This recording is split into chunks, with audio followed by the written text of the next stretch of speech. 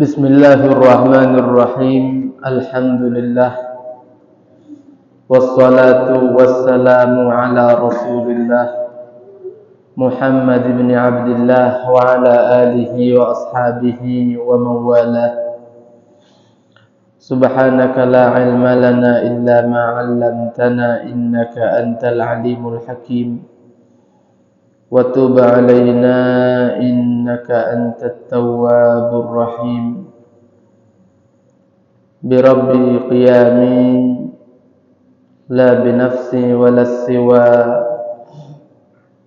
fa syukri lahu subhanahu wa thana'i. Assalamu alaikum warahmatullahi wabarakatuh. Alhamdulillah,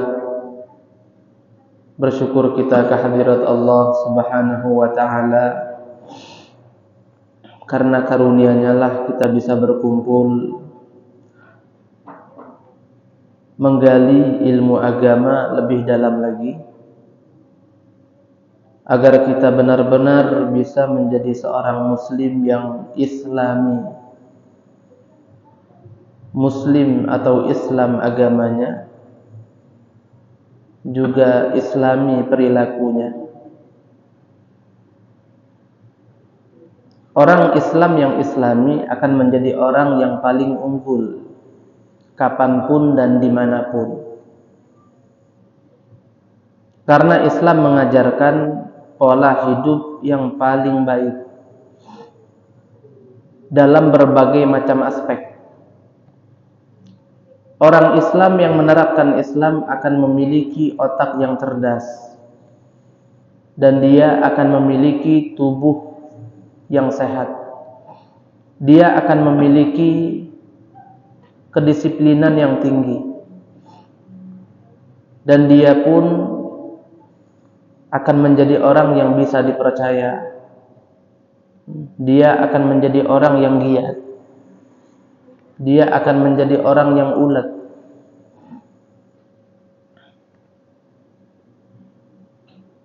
Jadi jikalau orang Islam itu mengerti Islam itu seperti apa dan dia menerapkannya, dia jadi orang yang unggul. Nah, masalahnya sekarang ini banyak orang Islam yang tidak terlalu mengerti Islam itu sendiri. Banyak, sangat banyak, sehingga ketika mereka melihat orang yang perilakunya Islami, mereka heran. Iya kan? Orang Islam, Pak, lihat orang lain Muslim juga sepertinya menerapkan cara-cara Islam dalam kehidupan sehari-harinya, heran dia. Apa diantaranya? Sunnah siwak itu. Oh, apa dia tuh, kayu cucuk-cucuk ke mulut. Itu ajaran Nabi itu.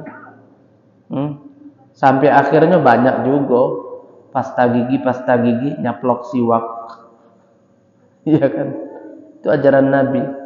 Ada 50 lebih faidah bagi orang yang menggunakan siwak, dari aspek kesehatan dan lain sebagainya, macam-macam.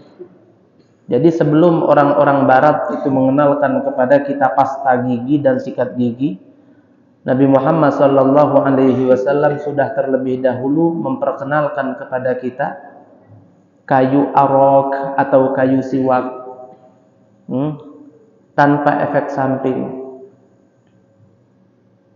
Kalau pasta gigi ada floretnya, ketelan lah, belum tua lah pikun gitu.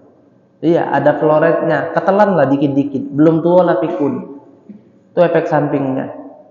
Belum lagi yang lain-lain. Itu yang pertama. Ada lagi kasus-kasus lain ketika orang Islam menerapkan cara Islam pada hal itu, pada perkara tertentu, orang Islam yang lain kebingungan. Loh, contoh apa? Masalah mahram, Pak, ya? Iya.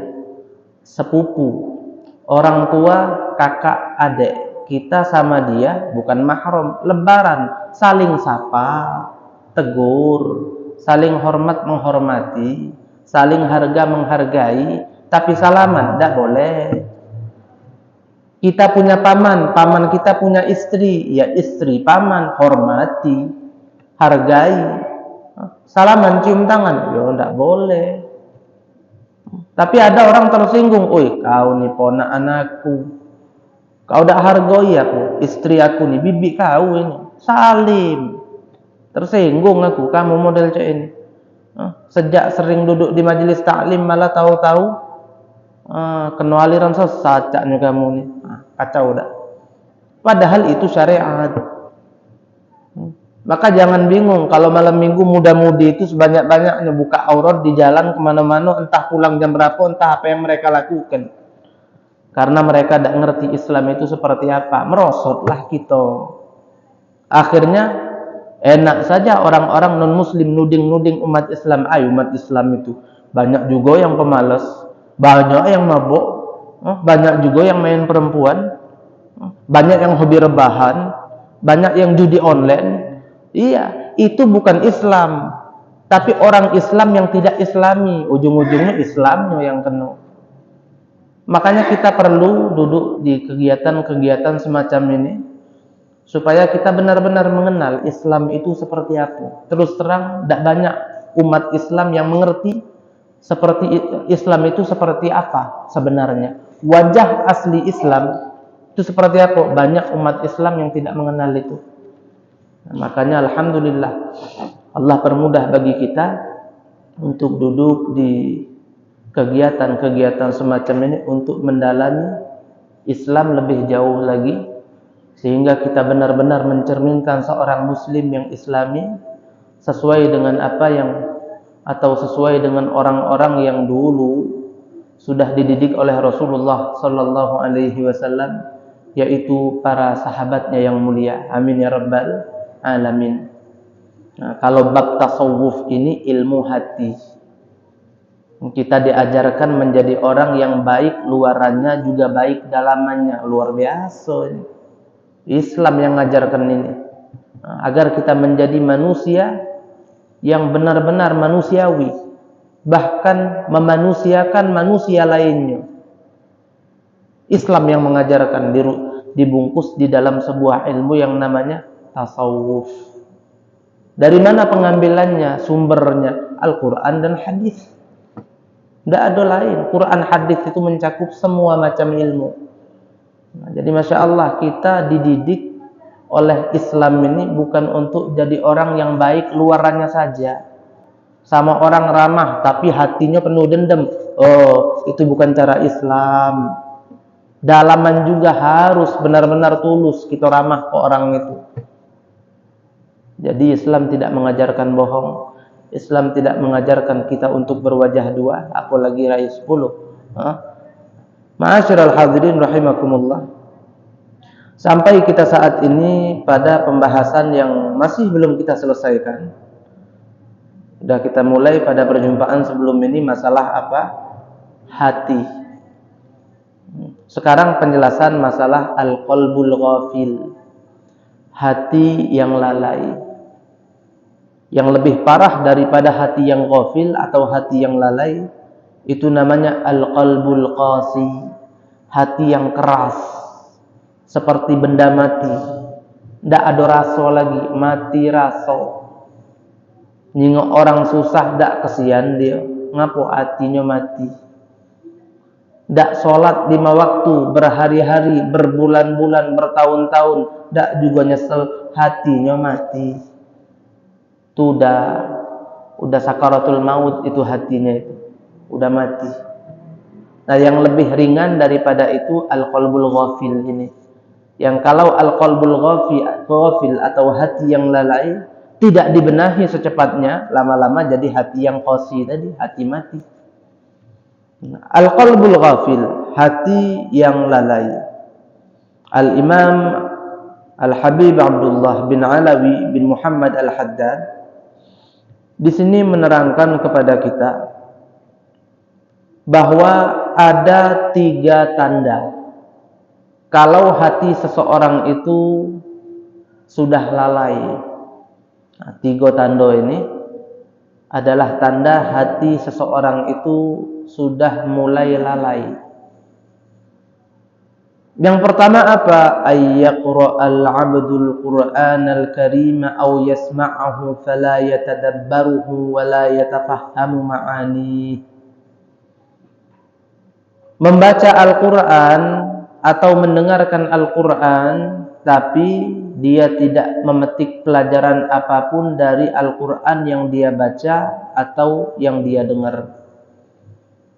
Seakan-akan pintu hatinya itu sudah mulai tertutup dan terkunci. Seperti orang-orang kafir dulu di zaman Nabi Muhammad sallallahu alaihi wasallam, ketika sebagian besar orang yang mendengar Al-Qur'an langsung terlena, langsung terpana, langsung masuk Islam, termasuk orang yang kita kenal sangat keras dalam memegang prinsip hidup. Dengar Al-Quran, terlena, terpana, langsung masuk Islam, beriman kepada Allah dan Rasul. Siapa itu? Sayyidina Umar bin Al-Khattab. Sayyidina Mus'ab bin Umar diutus oleh Rasulullah sallallahu alaihi wasallam untuk ke kota Madinah Al-Munawwarah sebelum beliau hijrah ke sana. Mus'ab bin Umar dulu diutus Nabi, kau ke sana dakwah. Bagaimana aku berdakwah ya Rasulullah? Bacakan saja Al-Quran di telinga mereka. Biarkan mereka mendengar ayat-ayat suci atau firman-firman Allah. Mereka akan beriman kepada Allah. Jadi beliau modalnya ke Madinah. Satu cuman apa? Qiraatul Quran. Sampai ke Madinah, jumpa orang, bacakan Quran, beriman. Jumpa orang lain lagi, bacakan Al-Quran, beriman. Sampai pemimpin Madinah itu merasa risih. Kau ini dari mana kok tiba-tiba nongol ke sini? Tidak diundang, bertamu di tempat orang, tahu-tahu bawa aliran yang entah dari mana asalnya, dan sudah ada beberapa orang yang sudah beriman kepadamu. Aku tidak suka itu. Pergi kau sana. Akhirnya kata beliau apa? Dengar dulu, bahasa Palembangnya, dengar dulu Mang Cek. Kalau menurut kamu bagus, terima. Kalau menurut kamu tidak bagus, yang aku bawa ini, ya sudah, usir aku. Bahkan aku akan hengkang dari sini tanpa perlu engkau mengusirku. Hari ini juga. Ya sudah, kalau begitu cepat bacakan. Cepat perdengarkan aku. Apa yang kau katakan itu apa, entah itu. Nah, akhirnya dibacakan ayat Al-Quran. Beriman pula, subhanallah. Pemimpin kota Madinah, sampai sejak saat itulah mayoritas orang-orang asli Madinah, Al-Aus wal Khazraj, suku Aus dan suku Khazraj, beriman semua. Padahal mereka mayoritasnya belum jumpa kepada Rasulullah sallallahu alaihi wasallam. Dari sini Pak, kita pelajari Pak, bahwasannya walaupun Nabi Muhammad tidak ada lagi, asalkan kita berpegang dengan Al-Quran, kita kuat. Kenapa? Allah bersama kita. Sayyidina Mus'ab bin Umar tidak sama Nabi ke Madinah, tapi beliau Al-Quran dipegang betul-betul, beriman semua orang sana. Jadi tidak ada istilahnya, hati lagi Nabi Muhammad sama kita. Kita kehilangan figur yang paling hebat yang ada pada kita. Al-Quran pegang. Lebih dari segalanya. Bahkan Nabi Muhammad sendiri menjadi orang kuat berkah Al-Quran, Pak. Berkat mukjizat Al-Quran itu, Nabi Muhammad menjadi Nabi paling unggul. Di antara sebabnya itu. Hadirin yang dimuliakan oleh Allah Subhanahu wa Ta'ala. Jadi sebagian besar yang mendengarkan Al-Quran semua beriman, tapi tetap ada sebagian hati-hati yang sudah tertutup rapat. Dengar Al-Quran berkali-kali, bahkan di kupinginya, nguping malam hari, nempelkan telinganya di dinding rumah Nabi dari luar. Dengar tadarus yang dibaca oleh Nabi di tengah malam. Berkali-kali, berulang kali, tapi tidak juga beriman. Padahal sudah menikmati lantunan ayat sucinya Nabi, tidak juga beriman. Udah buntu hatinya, jalan buntu. Subhanallah, jadi tidak beriman juga. Nah, diantaranya ada orang-orang yang sudah muslim sebenarnya, Mereka tak butuh lagi hidayah untuk menjadi muslim, sudah muslim. Tapi karena ada sebab-sebab tertentu, akhirnya mereka memiliki hati yang buntu. Hatinya ghafil, lalai. Apa sebabnya? Biasanya yang membuat orang punya hati yang lalai ini dua. Tapi dua ini sumbernya satu sebenarnya. Kalau nak kita bulatkan lagi, apa itu? Mahabbatud dunia, cinta dunia. Yang kecintaan kepada dunia inilah yang membuat orang tersebut kemudian melakukan berbagai macam dosa. Setelah dia berdosa berkali-kali, akhirnya sudah saat itulah hatinya tertutup. Kalla bal rana la qulubihim ma kanu yaksibun thumma innahum 'an rabbihim yawma idzin lamahjubun. Itu kata Allah itu. Hati mereka ditutupi oleh perbuatan buruk mereka sendiri, sehingga mereka tertutup dari Tuhannya mereka, terhijab. Cahaya Allah tidak bisa lagi masuk ke hatinya. Al-qalbul ghafil, hatinya lalai. Gara-gara banyak maksiat. Ngapa maksiat? Mahabbatud dunya, cinta dunia. Nabi berkata, hubbud dunya ra'su kulli khati'ah. Cinta kepada dunia adalah pangkal segala kesalahan. Karena cinta dunia, orang membunuh. Ngapa uang tu ngebegal? Iya, ngapa uang tu ngebegal? Tak cukup pengendaranya dibunuh, atau maaf, tak cukup kendaraannya diambil, pemilik kendaraannya dibunuh. Ngapa ngebegal? Ngendakkan kendaraan tadi, cinta dunia. Orang yang bisa ngebegal itu berarti ototnya bagus. Ya bisa dipakai buat kerja, tapi dak ada jalan pintas. Rela dia, tega dia ngebegal karena cinta dunia tadi. Apa kepepet? Kepepet apa? Wong ngebegal itu belum tentu. Kalaupun kepepet, aku harus ngebegal. Bukan alasan kepepet terus kemudian jadi boleh ngebegal dia. Enggak lah. Ada solusi macam-macam. Rezeki yang halal ada kalau mau dicari. Minimal kalau memang tidak bisa kerja, ngutang dulu, halal. Cinta dunia akhirnya ngepet, Pak. Tapi ngepet tahu tak? Ngepet dia, melililin sepak. Sikok nyago, sikok terjun ke lapangan. Dia beruang. Ngapa cinta dunia pengen cepat kaya? Udah punya modal, bisa bisnis dengan cara yang sehat, tapi akhirnya nggak sudah cukup. Kalau tidak pakai alam gaib ini lambat ini. Akhirnya pakai dukun pula, syirik. Ngapo? Lah tahu syirik haram, udah tahu syirik itu maksiat, main dukun itu tidak boleh. Cinta dunia, pengen cepat kaya. Jadi orang hatinya tertutup, orang hatinya jadi ghafil, lalai, itu karena banyak maksiat. Ngapa banyak maksiat? Karena cinta dunia. Terlalu menginginkan dunia, haus betul hatinya itu dari dunia. Sedangkan dunia adalah air laut yang semakin diminum semakin bertambah hausnya, tidak bakalan kenyang. Yang korupsi 271 triliun beado, bukan orang miskin itu. Kita mikir-mikir, ya Allah, mana ke duit itu? 271 triliun, ya Allah, nyimpennya lagi bingung di mana.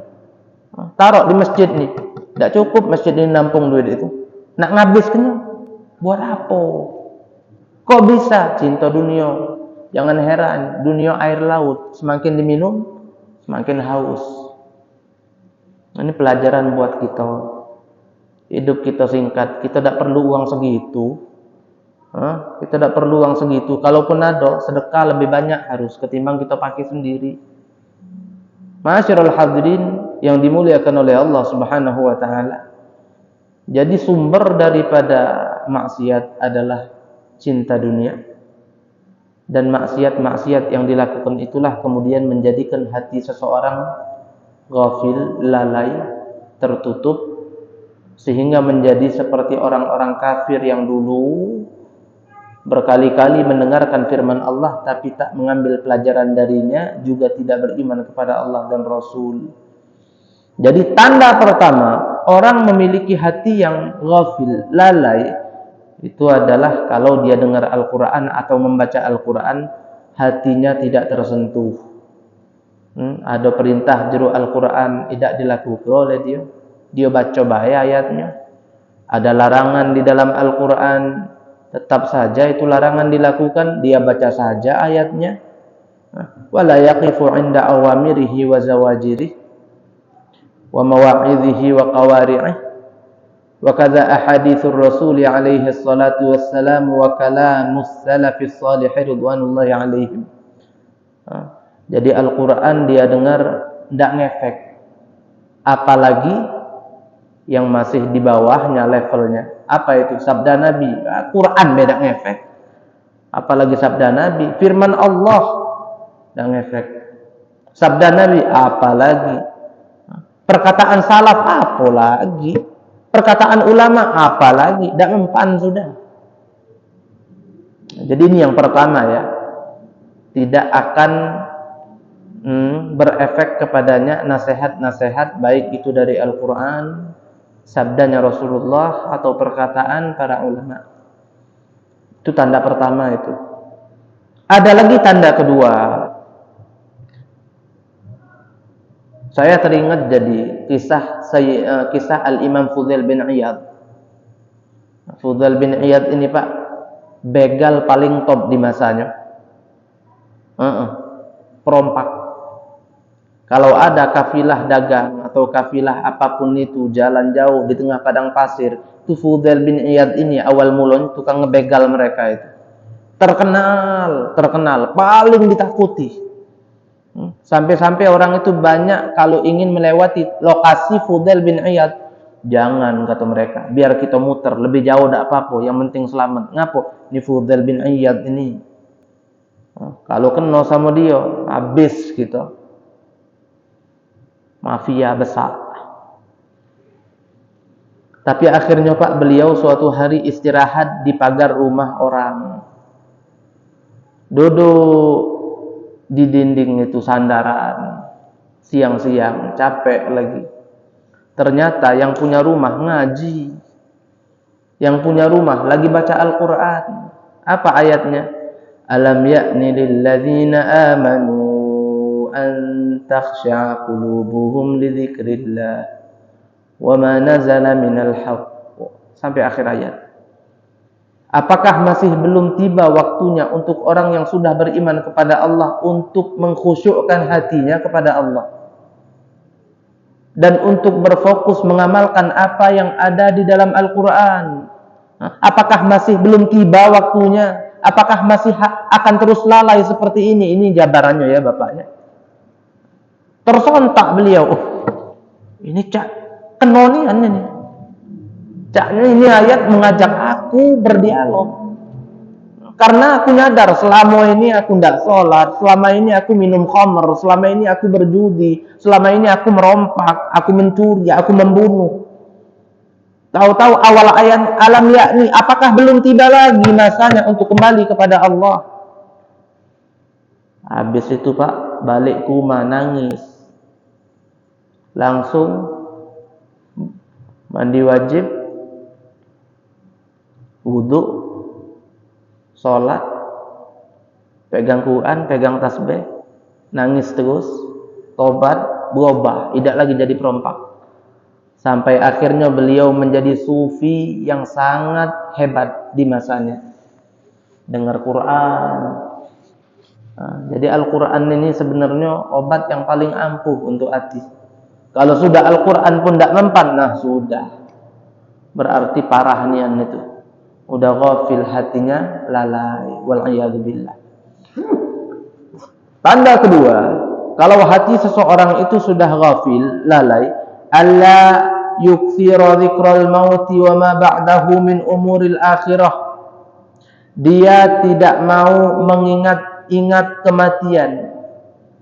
Begitu juga perkara-perkara yang akan ada setelah kematian, daripada perkara-perkara akhirat, tidak mau dia mengingat-ingat itu. Kalau dengar ceramah masalah kematian, nutup kuping dia, atau belagi terjenguk di YouTube ceramah bab kematian, ganti. Tidak mau mengingat mati, itu tidak mau. Nah, inilah yang kemudian membuat kelalaiannya menjadi lama, tidak kelar-kelar, lalai terus. Coba mengingat mati sekali dia, maka hatinya yang tertutup mulai akan sedikit demi sedikit terbuka. Tapi masalahnya dia udah galak mengingat mati itu. Mati ini nasihat yang paling mengena, Pak. Sebab kita ini bakal mati kalau. Nah, habis mati itu yang akan kita jumpai adalah semua yang kita lakukan. Kalau yang kita lakukan adalah hal baik, ya kebaikan yang akan kita dapat. Adapun orang yang hatinya lalai, pasti banyak maksiatnya.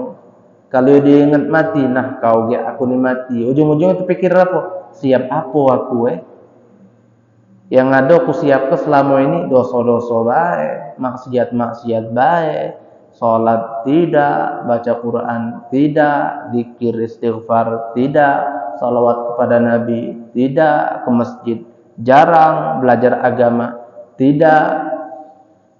Ujung-ujungnya tobat dia.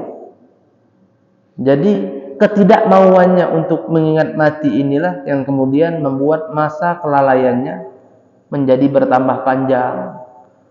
Takutnya kayak permanen, malah sampai meninggal belum sempat taubat. Wal'iyadzubillah. Nah, kematian ini pasti kita mati. Tunggu baik waktunya. Agak rame rumah kita. Tunggu baik. Agak rame rumah kita. Bukan ada yang nikahan, bukan ada yang hajatan. Apa dia? Kita mati. Rame, anak kita nangis, bini kita nangis, dulur kita nangis. Apa pasal? Kita mati. Tunggulah itu, ada waktunya kan? Tidak mungkin kata. Iya, entah kapan. Pasti itu. Boleh kita renungnya itu. Pasti. Lihat rumah kita terkangkang kalau jendelanya. Mendadak baik. Tidak ada undangan apa-apa disebar sebelumnya. Tahu-tahu orang-orang berdatangan. Saudara dan keluarga bertangisan. Ngapa kita mati? Udah. Diantar uang gitu. Benem ke uang di tanah. Dewek-dewek. Baju copot, jam tangan copot, kacamata copot, dompet lepas, KTP tidak pakai lagi. Tinggal lama benar gitu. Pasti itu, tidak tahu kapan. Boleh jadi besok. Sebab kematian itu teka-teki, waktunya tidak ada yang tahu. Boleh jadi cepat, boleh jadi nanti. Selama apapun tetap saja tidak terasa. Kayak tahu-tahu kita nyadar, ya Allah lah mati, aku cepet nih ya. Ternyata hanya segini masaku untuk hidup di dunia. Selesai ini, habis sudah nih. Nah sudah, habis kesempatan. Apa yang tersisa? Apa amal kita? Itulah sisanya yang akan kita alami selanjutnya. Jadi ada orang ini memang kadang-kadang kalau sudah gelap mata, buta hati, itu tidak kelar-kelar, maksiat terus, sholat tidak mau. Sampai seakan-akan dia itu mengira tidak bakal mati lagi. Ada cerita orang kaya, Pak. Orang kaya baru bangun rumah. Dia nabung, ngumpul duit, banyak duit. Sudah cukup nih bangun rumah. Bahkan sisanya pun masih banyak ini. Bangun rumah dia megah betul, mewah betul, besar, keren pokoknya. Lah kelar itu rumah, akhirnya dia ajak galau keluarganya. Anak, bini, dulur, keluarga jauh pun diundang galau-galau, ayo selamatan rumah. Tapi keluarga be dulu. Oh, kesana, senang-senang Pak mereka Pak, tabur musik, joget-joget, masak-masak, makan-makan, nonton-nonton, asyik pokoknya. Akhirnya dia duduk di atas kursi sambil berpangku kaki tangannya di atas kaki kiri. Nyantai dia. Wah, keren yo rumahnya. Jadi payah aku selama ini. Aku tidak sia-sia nih capek selama ini. Akhirnya terwujud apa yang kuinginkan dari dulu. Ini hayalan aku nih. Berkat aku berusaha ini. Nah, akhirnya Pak, di saat itu ada seorang laki-laki masuk rumahnya dari pintu depan. Dia nengok, siapa ini? Di pagarnya langsung, siapa kau ini? Kok tiba-tiba masuk tanpa izin, tanpa permisi? Akhirnya yang masuk tadi ngomong apa? Iya, aku adalah makhluk yang tidak perlu izin kepada siapapun untuk masuk ke rumah siapapun. Aku adalah makhluk yang tidak perlu izin kepada siapapun untuk masuk ke rumah siapapun, kapanpun itu. Karena yang memerintahkan aku untuk memasuki rumah-rumah tersebut adalah pemiliknya yang hakiki, yaitu Allah maksudnya. Wah, bingung dia. Apa maksud kamu? Ana malakul maut. Aku ini malaikat maut. Subhanallah, yang bisa lihat hanya dia saja. Yang bisa lihat hanya dia saja. Ana malakul maut. Dengar itu jawaban Pak, tersontak dia, terduduk pucat. Lantas apa yang kau inginkan di sini? Katanya. Jemput kamu. Bisakah diundur sedikit? Aku mau ngobrol dulu dengan saudara dan anak istriku. Mau titip pesan-pesan terakhir, kati di malaikat. Tidak ada. Sekarang waktunya. Kati-kati diundur. Kemana kau akan bawa aku pergi? Aku akan membawa kau pergi menuju ladang amalmu. Orang itu bilang, aku tidak kati amal ketika hidup. Ya sudah, berarti ke neraka. Singkat baik malaikat jawabnya. Aku akan membawamu pergi ke ladang amalmu. Dia ngomong apa? Nyadar dia baru. Lah sudah malaikat mau depan dia, baru nyadar. Aku tidak kasih amal apa-apa. Ya sudah, berarti ila sakhor, kata malaikat. Berarti ke neraka kau kebawa. Jeblek, nyampak saat itulah meninggal dia. Selesai. Mati. Nak sekayu apapun, mati. Kata-kata istilahnya orang kaya tu tak mati. Kata Fir'aun paling kaya lagi mati. Shaddad bin Ad ada. Orang yang kaya betul. Cita-citanya pengen buat surga di dunia. Shaddad bin Ad itu. Kalau emasnya tu udah entah berapa ratus ton dia punya. Dilakukannya, dibuatnya surga versi dunia di zaman itu. Mati juga. Ada wong kaya lagi mati, apalagi yang buntu. Kalau yang buntu nih Pak, pas lagi hidup biasa nggak mati dia. Wong buntu lagi hidup biasa nggak mati dia. Oh, ya pening pala. Ini penesan ini. Jadi subhanallah. Kalau waktu mati itu akan tiba, ya sudah dia tiba tanpa permisi. Tiba-tiba mati saja orang, wafat. Wal'iyadzubillah. Takut kalau kita tidak ada persiapan. Jadi perlu kita tuh mengingat mati, karena orang yang tidak mau mengingat kematian itu tanda hatinya sudah lalai. Al-qalbul ghafil, hati yang lalai. Ini tanda kedua. Tanda kedua. Adapun yang ketiga, tanda bahwa hati seseorang itu sudah ghafil, sudah lalai, alla yukthira mujalasatal ulama'i billahi wa bidinih. Dia tidak suka untuk duduk dengan para ulama. Tak mau dia duduk sama ulama, duduk di majelis taklim. Di YouTube ada. Ada di YouTube. Bahkan lebih itu dari ustadz itu di YouTube tuh ulama internasional. Diakui keilmuannya. Ini ustadz siapa? Baru inilah aku nyengok. Ini terpercaya ini. Iya. Ulama internasional di YouTube ada. Tonton bae di rumah. Yang ngomong itu nonton juga tidak. Yang ngomong seperti itu nonton dia, ustadz-ustadz internasional, ditonton, diambil nasihatnya olehnya. Tidak juga. Cuman ngomong baik, itu menjadi alasan untuk dia menghindar dari majelis duduk dengan orang yang menyampaikan ilmu Allah. ilmu Rasulullah sallallahu alaihi wasallam. Itu tanda orang mati hatinya, atau lebih tepatnya hatinya ghafil, lalai. Anda duduk di majelis ta'lim, tidak mau berteman dengan orang alim. Masya Allah, alla yukthir mujalasatal ulama'i billahi wa bidinih, al-mudzakkirina bi ayyamihi wa alaihi wa wa'dihi wa wa'idihi, yang mana para ulama itu punya kebiasaan akan menjadi orang yang selalu menegur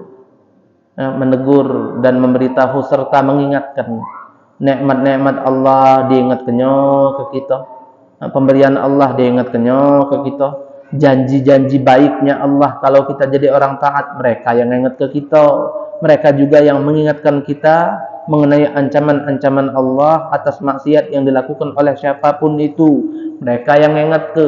Jadi kita nih tidak keluar jalur. Kalau duduk dengan mereka itu dapat nasihat sedikit banyak, insya Allah istiqamah di jalur yang benar. Nah, orang yang hatinya ghafil tidak mau. Ada sebagian orang bukan tidak mau, Pak, malu. Karena sudah lama tidak ke masjid, lama tidak duduk dengan orang baik, malu. Bahasanya minder kali ya. Ai malu aku. Nah, rasa malunya itulah yang menghalangi dia.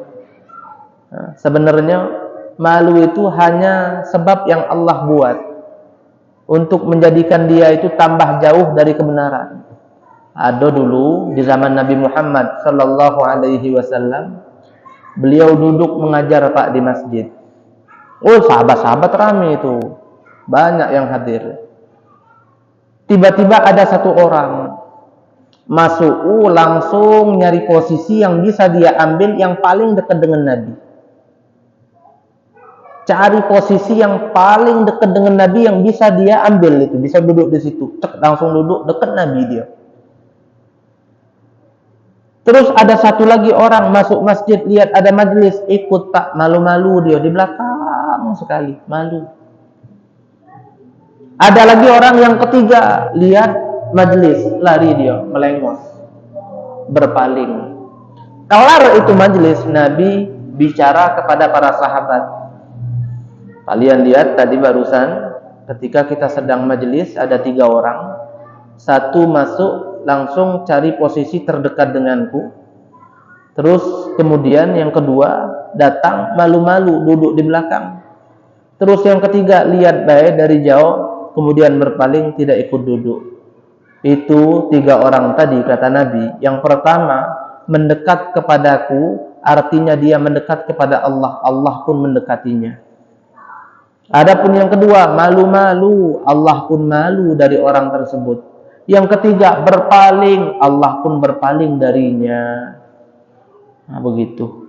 Itu kata Nabi. Sebab majelis yang disampaikan di dalamnya qala Allah, qala Rasulullah. Kalau kita dekati, kita tuh mendekatkan diri kepada Allah tanpa perlu memandang siapa yang menyampaikan. Iya.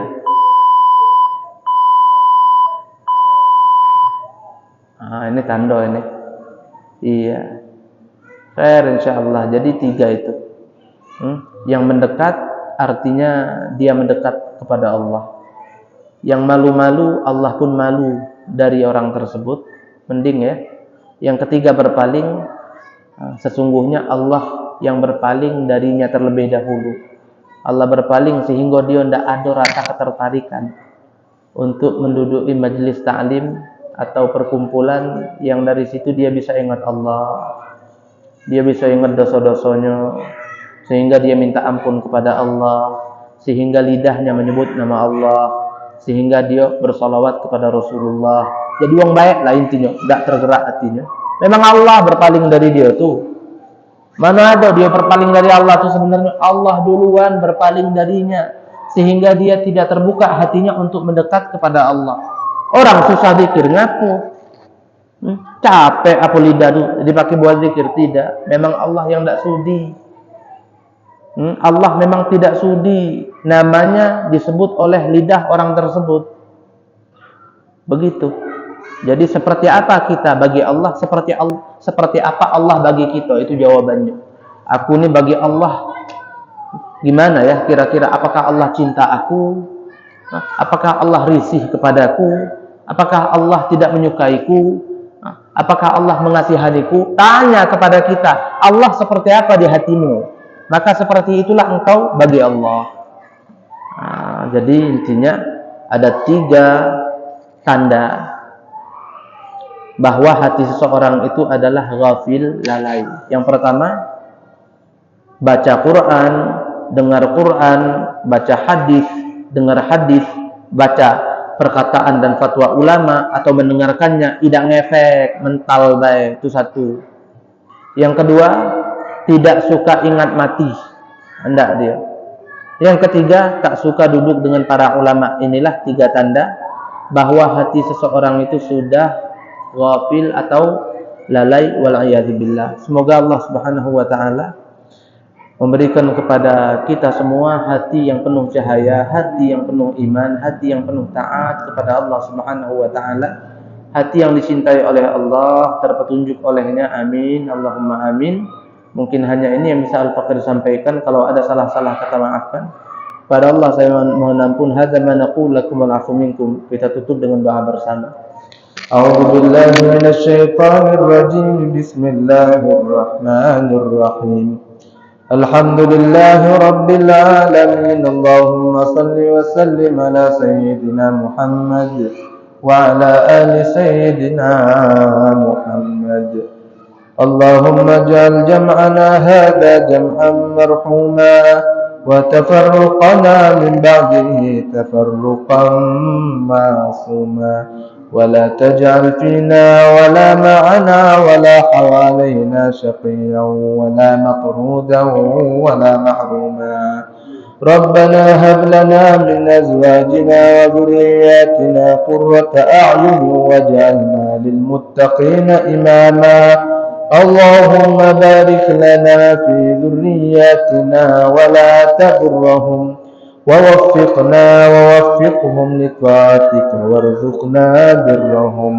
ربنا اغفر لنا ولوالدينا ولمشايخنا ولأساتذتنا وارحمهم كما ربونا صغارا. ربنا آتنا في الدنيا حسنة وفي الآخرة حسنة وقنا عذاب النار. وصلى الله على سيدنا محمد وعلى آله وصحبه وسلم والحمد لله رب العالمين. السلام عليكم warahmatullahi wabarakatuh.